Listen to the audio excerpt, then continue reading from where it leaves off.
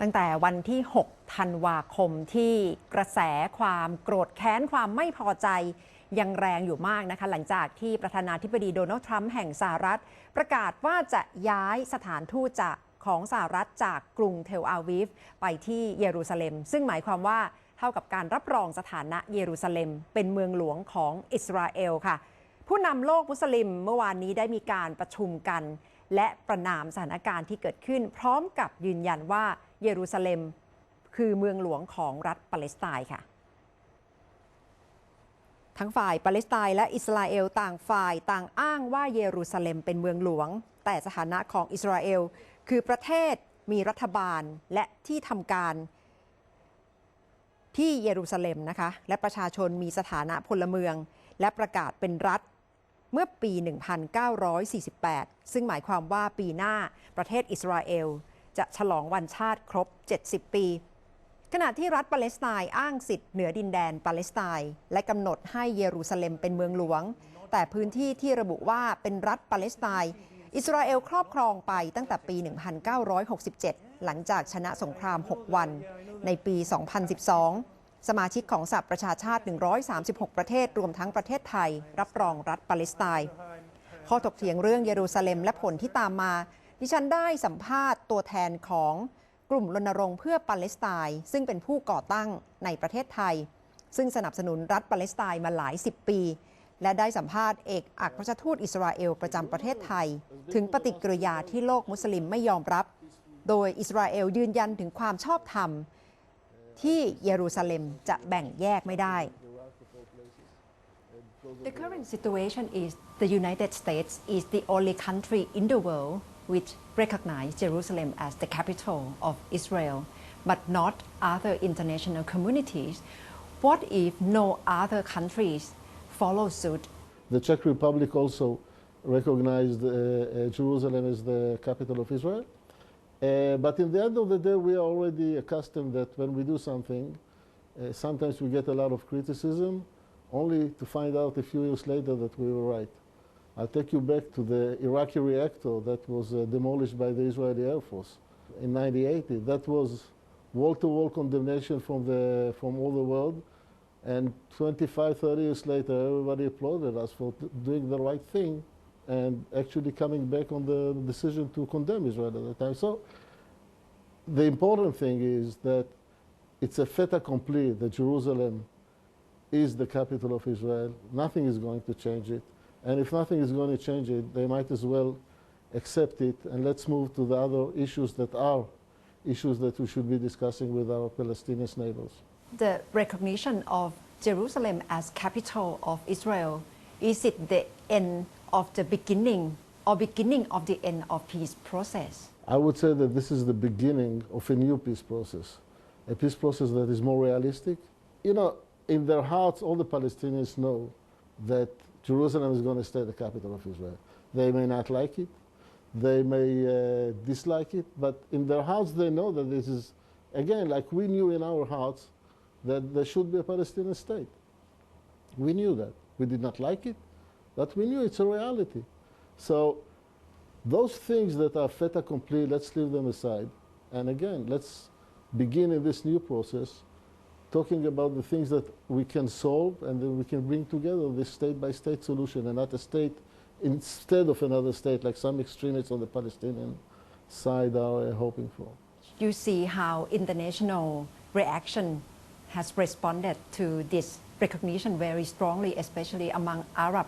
countries. Actually, the reaction of the Arab world was very mild. If you look at I mean, if I take the Palestinian outside of it,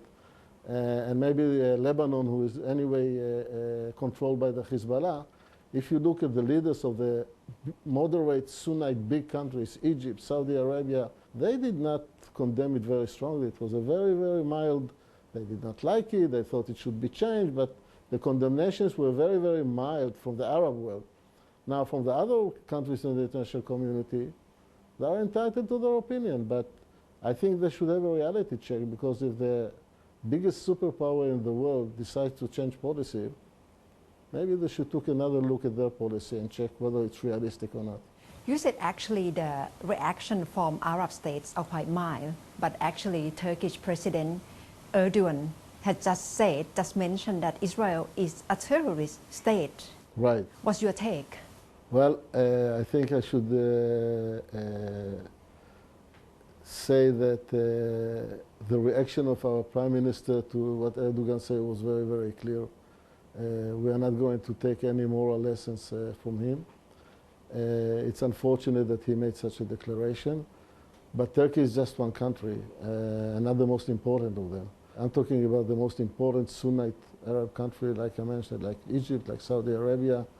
that are, if you will, in a de facto coalition, because all of us know that the big elephant in the room is Iran, and this is what we should really be worried about Iranian presence in Lebanon and Iranian presence in Syria. And you know, while everyone is kind of all this commotion about Jerusalem, and if you think for a moment, 1 hour drive from Jerusalem, Syrians are killing their own people in a brutal genocide. In Iraq, peace is not exactly the state of affairs. In Libya, it's a total chaos. And really, Jerusalem is the threat to the security and stability of the Middle East. I think we should take another look and really get some proportions about it. But EU foreign policy chief has warned that this is going into dangerous situation, and Israel may have violated international law. What would be your response? I don't see any problem with the international law. Jerusalem, every country has the right to decide its own capital. It has nothing to do with the international law, and nobody can tell any country which city should be their capital. Israel is no exception of that. It has been the case again for the last 50 years. Israel was declared from the first day of the state of Israel. Jerusalem was declared the capital of Israel. And I see no contradiction with the international law. It's part of the sovereignty of any country to decide what's its capital. I mean, if for some reason 80 countries in the UN will decide that Bangkok is not the capital of Thailand, will that make Bangkok not the capital of Thailand? Of course not. Bangkok will be the capital of Thailand regardless to what 80 countries will say in the United Nations. And it will be no contradiction with the international law. It's the right of the Thai people to decide where is the capital of Thailand. ขณะที่คุณสจ๊วตวอร์ดผู้ก่อตั้งกลุ่มรณรงค์เพื่อปาเลสไตน์หรือ PRC ยืนยันถึงความชอบธรรมของรัฐปาเลสไตน์และระบุว่าจะต้องเดินหน้าต่อสู้ต่อไป No other country has decided to do this. And I think that very, very few, if any others, will do so. And certainly not the EU that Benjamin Netanyahu, the Prime Minister of Israel, is going around saying right now whilst he's in Europe. I don't think so at all. But like we've always had to do with the situation Israel-Palestine, we supporting the Palestinians, we will fight on with the aim and with the knowledge that justice will always prevail. พรุ่งนี้ฟังบทสัมภาษณ์จากคุณสจ๊วตวอร์ดกันต่อนะคะซึ่งเป็นตัวแทนกลุ่มรณรงค์เพื่อปาเลสไตน์ค่ะเป็นผู้ก่อตั้งกลุ่ม PRC ค่ะคุณผู้ชม